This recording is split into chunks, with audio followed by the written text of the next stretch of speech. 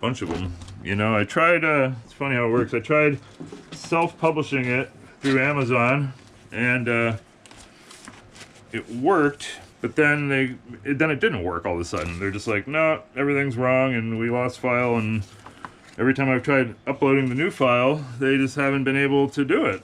So, like, I'm like, I did all this, and I'm like locked out from being able to use it, you know, through Amazon self-publishing. So I was like, well, maybe I should just try to traditionally publish it. You know, that's easier, and you're not easier, but top secret coloring book, copyright and everything. So I was like, oh, what a pain in the butt, you know? Because what I was trying to do is, I originally set it up as this book with the graffiti Think of Something, and I didn't like the cover, so I made a new cover and put that cover, and they sent me this book, literally the book, totally done, not for release, and inside is all the pages, and they sent me something saying they can't do this. They're incapable of doing this thing that they sent me.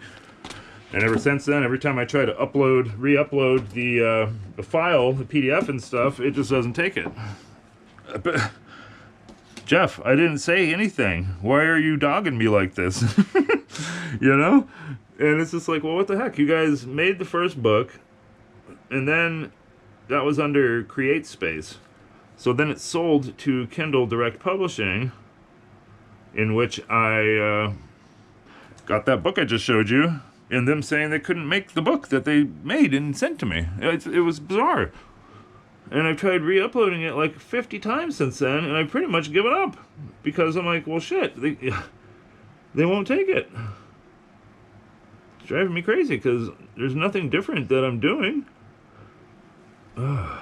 Just driving me nuts just talking about it. It's like, fuck, man. I did all that work, or, you know, excuse my French there, but it's like I did all that work, sent the book out, tried to publish it, and then they just kind of like did it, didn't do it, and then say they can't do it now. It's just like, oh my god. So I try to recycle those pictures whenever I can now, and what I've done at this point is I've taken the book, and I've sent that book out to dozens of traditional publishers. Because let's get real, anybody can self-publish something. That's not a sign of success. No offense, people. I know there's a lot of people that have made good money doing that. But just in my mind, yeah, anybody can self, except for me apparently. But you know, lots of people can self-publish a book. That doesn't mean anything. That means that you self-published a book.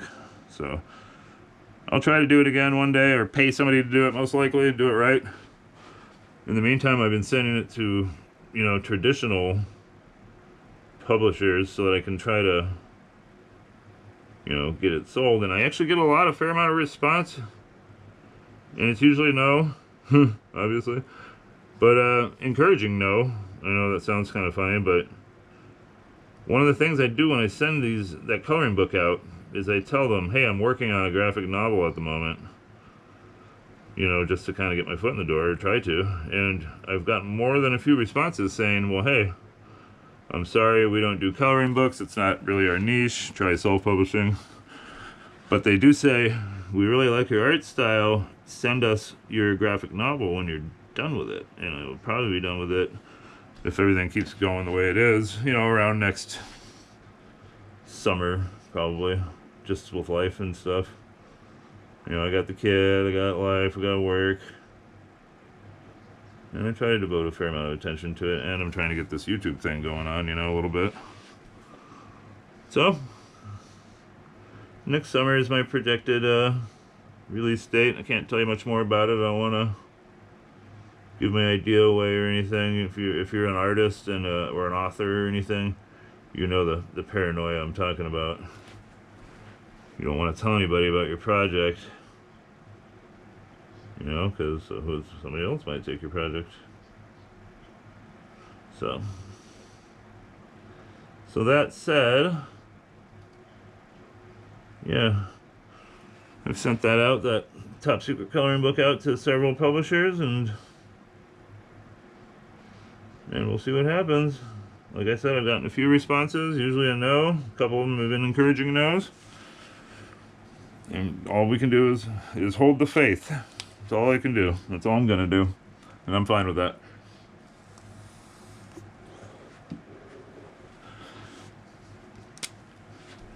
You know, when I went to school, when I went to college, I was originally thinking, oh, children's books. I'll get into children's books. It's always going to be kids. It's always going to be books. But I kind of started thinking, I don't know if that's really my bag. You know, I want to draw, like the graphic novel I'm drawing right now isn't particularly violent or gruesome, but, you know, there's some scenes of people getting slaughtered in it, you know, and can't show kids that kind of stuff. Little kids, at least, you know.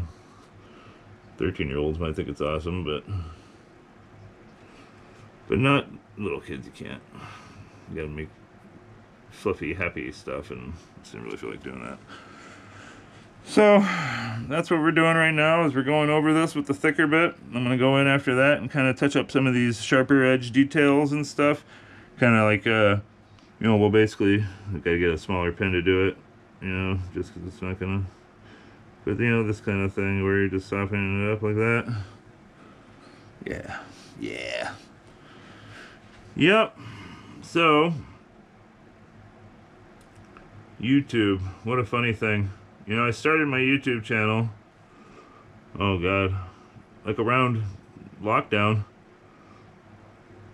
You know, I got some equipment. GoPro that I'm using right now. The laptop that I have over there that actually, you know, buying a laptop sucked. You know, I bought a new HP laptop with, I think it had a terabyte of, you know, storage and all that. And 8 gigs of RAM, and it was so full of bloatware and so almost useless that I barely ever used it because it was such a pain in the ass to start it up and get through all the bloatware. Oh, you want to use something, you gotta subscribe to this. Oh, you want to use that feature, well, you know, you gotta buy this. It's like it was impossible to use it. All the stuff that you need, you know, Word, Excel, any of that crap, you know, you had to buy on like some kind of subscription. It's just unreal. I couldn't believe it. And eventually, after like a year, it just crapped out on me. And I gave it to my computer guy to check out. I said, hey man, can you check this out? So he did. He told me, well, your hard drive's fried. So, you know, your computer's pretty much shot. And I'm like, oh great, you know, pretty much I barely used it at that point. And he's like, well, for a little bit of money, you know, like $100, I'll fix it up for you. Well, that's what he did. And for $100, that man took out that 1 terabyte traditional hard drive, 8 gigs of RAM, and he put in a 500 gigabyte solid state drive and 4 gig, basically half gigs of hard drive, half gig RAM, both solid state instead of traditional. And the thing works like a dream now, and it's been like that for like 2 or 3 years at this point. And you know, it takes seconds to turn on, seconds to turn off. Doesn't matter if it's been a week or 2 since I used it. It's a Linux based now, so anytime I update it, it's updated. You know, it's like pretty much like a new computer, and works like a dream. And I'll never get a normal computer again. With all that freaking bloatware. I'll have one made, just a Linux-based one or something. But yeah, it's just amazing, you know. And that's when I started my channel. And like most YouTubers that start, probably didn't know what I was gonna do. I always figured it should be something with art, because that's what I do. But I figured, what am I gonna do, you know? Draw and talk to people. But you know, it's funny. So eventually, you know, I didn't have it wasn't the right time. It just wasn't the right time. The motivations weren't there. I was showing off things in my collection, doing some urban exploring. I was all over the place with it, you know. And now I know exactly what I got to do. I got the right motivations. I got custody of my son 100%. That was a big motivator, was getting custody of him.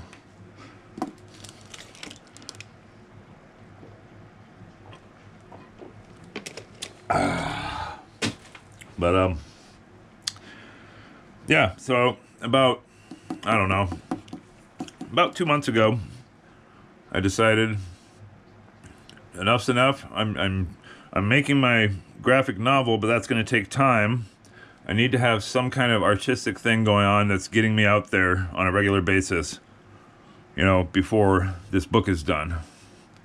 I didn't really want to put stuff on Instagram and Facebook, so I went to YouTube and I started making those doodle stories, and I was putting those up, and they were getting some limited content, limited reactions, and you know, it was okay. It was promising. One day I didn't have enough time to do one, and I found a way to remix old videos. So I went and took an old video of mine of a time lapse, edited it, you know, cut it and put it on there, and it got a ton of views. And I was like, wow, well, that's weird, fluke. I did it again the next day, and the same thing, it got a bunch of views again. So I started thinking, well, maybe the time lapse stuff is what I should be doing, you know? And here we are. And not everything I do is time lapse, you know, obviously. I have those doodle stories, but it just made more sense to me to stick with the time lapse stuff. That seemed to be the thing that was getting the most views. But I'm not gonna lie, it's hard out there. It's hard to try to come up with something every day. I gotta hand it to people. I also think, like right now, for me at least, you know, it's difficult sometimes, you know, trying to figure out what to do with this, you know. For one thing, I don't get paid, so it's like, it's just doing it. Don't get me wrong, I'm not bitching. I'm saying, you know, for a lot of people that could be a dismotivating factor, you know. And for me it is too. There are days where I'm like, oh, I don't want to do anything, but it's like I have to. Got to keep the algorithm happy, and on, and you know, nothing's gonna happen if I don't do it, right? You know, these videos aren't gonna make themselves, so, and that's okay. But for the time being, you know, it's like you know, it's like Eminem said, you know, got to pay for studio time, right? Got to go to work. So I do, you know, work part-time and take care of my kid full-time and do all that. And, you know, I got an elderly mom, but she's got a young boyfriend. So when she's got a boyfriend, we don't talk too much. And when she doesn't have a boyfriend, she's bugging me every day. I don't know. You tell me. Give me 1 second, people. I'm going to run over to the fridge real quick.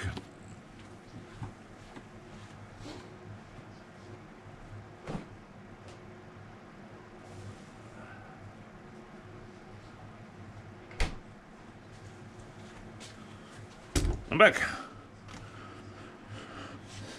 So the idea behind these little guys, like I said earlier, is they're from another dimension. They make these human-sized bodies, and then one of them gets inside and pilots it. And that's what they do.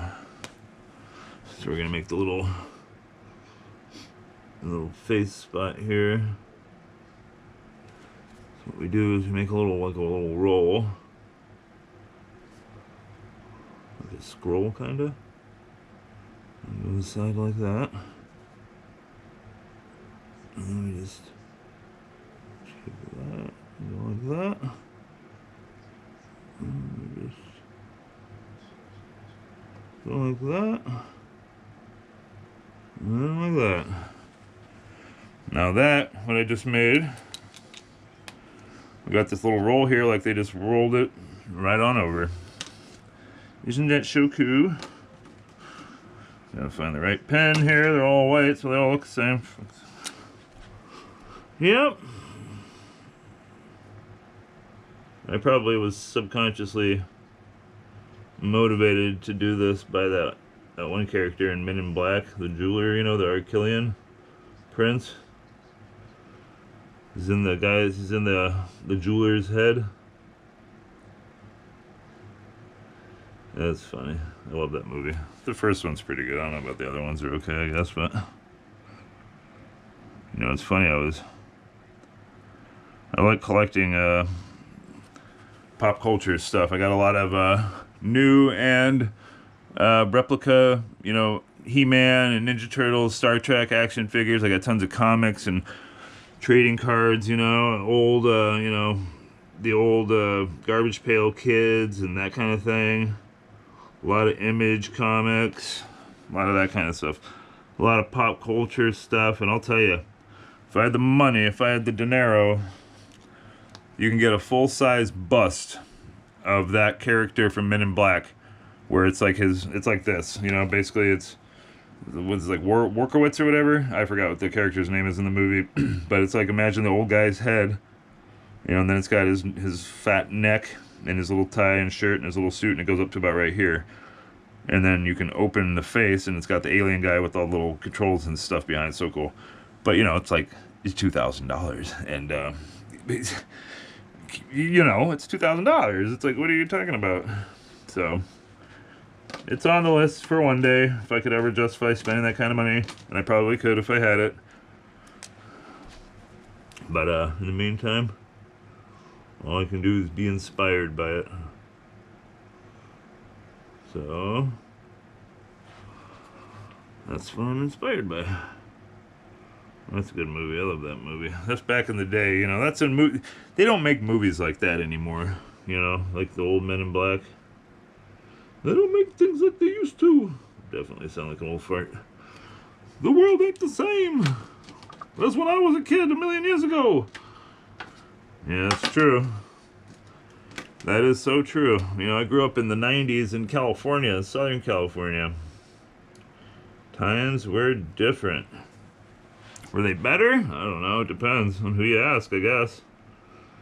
You know, if you're a young person today, you probably don't know. You don't know because you weren't there.